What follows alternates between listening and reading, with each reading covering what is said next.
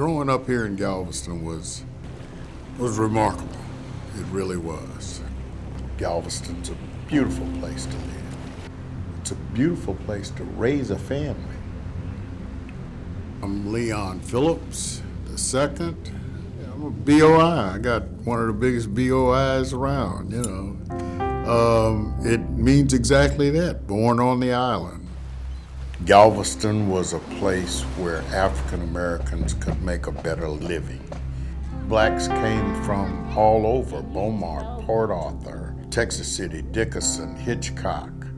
All of the surrounding areas sent their kids to Galveston so that they could get a high school education, because in most of those cities, the farthest they could go was the 8th grade. Well, my name is Jonathan Henry. I'm 14 years old. I'm from Galveston, Texas. Galveston, it is wonderful. It's crazy at times, but it's just wonderful. I love being around Galveston. I love Galvestonians. The people in Galveston are wonderful. We have all types of ethnicities here. White, black, Mexican, you name it. It's all here in Galveston. I've always wanted to be on stage, you know. That was my very first drag show. And it was here. It was here. And so after that, I got the bug. I always wanted to perform since then. One of the queens, one of the drag queens, her name was Miss, she goes by Stick Pen, but she had did a song called Clean Up Woman. And she said, hey girl, I need somebody to back me up. So I came out in a long robe with the broom and the little duster and stuff. And this place has a lot of history, you know, lots of history. We are the piece of land that actually stops a hurricane from being massive.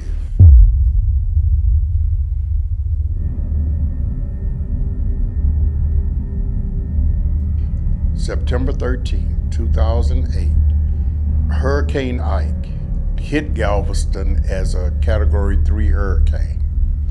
75% of the island was flooded, and everybody lost a lot.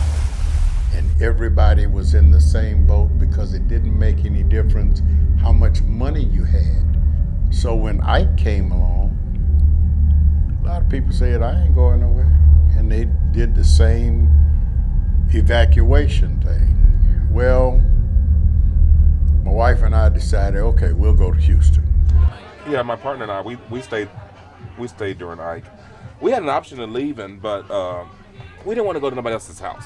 When the eye of Ike had came, it was like 15 minutes, just quiet, still. Able to look in the sky, we seen the moon. And then I looked down over our balcony, our porch, the water was right there. 12, 13 feet high. Then I knew that, you know, Galveston was done. I called my neighbor that lives behind me because he had said he wasn't going anywhere. So I called Lionel, and my cell phone worked and his phone worked. So I said, well, Lionel, look out your back door, man. Tell me what's going on. He said, man, it's water everywhere. So he went to his back door and he looked out and he said, the hood of your truck is underwater. It brings back a lot of memories, you know. We rode it out in this place. The door flew open. That's the main door to the rooms up there.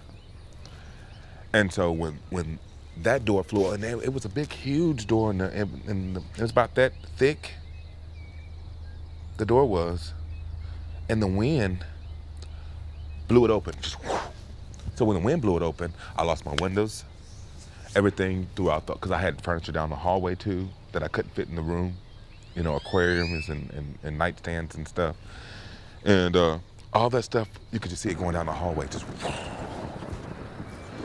flying down the hallway. When the storm ended, it was like a parade. It was like one huge big parade just going on. And then the end, you could just see it leaving.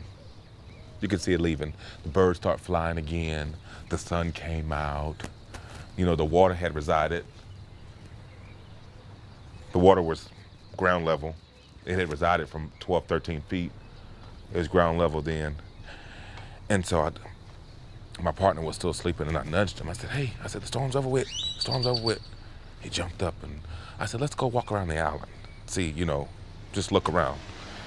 So we put some clothes on, some shoes and stuff, And so we came down. We took off walking. So we're walking up the street, 59th Street, passing Lakeview Cemetery. Seen 3 different coffins had just floated up out of the ground. My wife and I came back, and we were working our way around in the house downstairs. And then I forced my way into the living room, and I'm picking up shoes that were on the floor that were sopped and oily looking. And I looked back for her, and she wasn't there. So I went back around and looked outside, and she was sitting on the steps. And I said, well, come on, Leilon. I said, we need to at least start getting some of this stuff out of here, start cleaning up some of this stuff.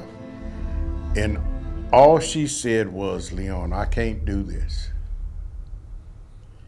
And I said, well, we got to do something. She said, Leon, I can't do this. A couple of weeks later, we got a call saying that your house is burning down. 2 to 3 weeks later, we finally came back to the island. Everything that I had, it was gone. It was gone.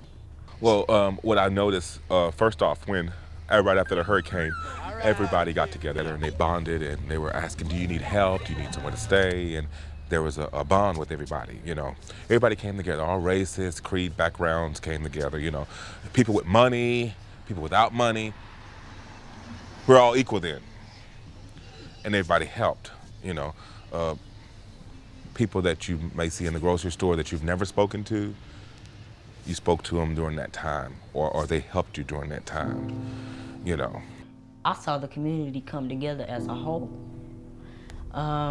We had to go to food trucks, the hospitals were closed, and everything was just shut down. But during that time, the community, we all came together to support one another, to just lift each other up. When Hurricane Ike hit this island, the further you get away from it, the more of the separation of power you see. At that point, we all were even. We all were equal. The powers that be, after rebuilding, you see that you haven't moved and they've gone on and on to mature. After Ike, all of public housing was torn down. It was rough.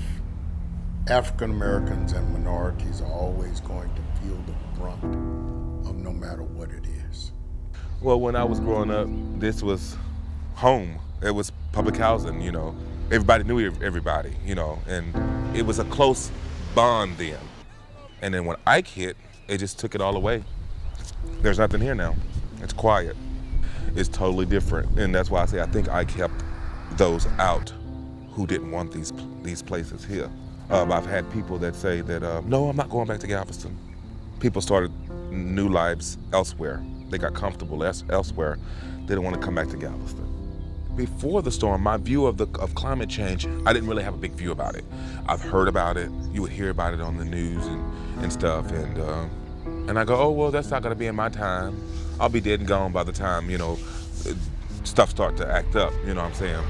We have a lot to do with the reason the climate is changing.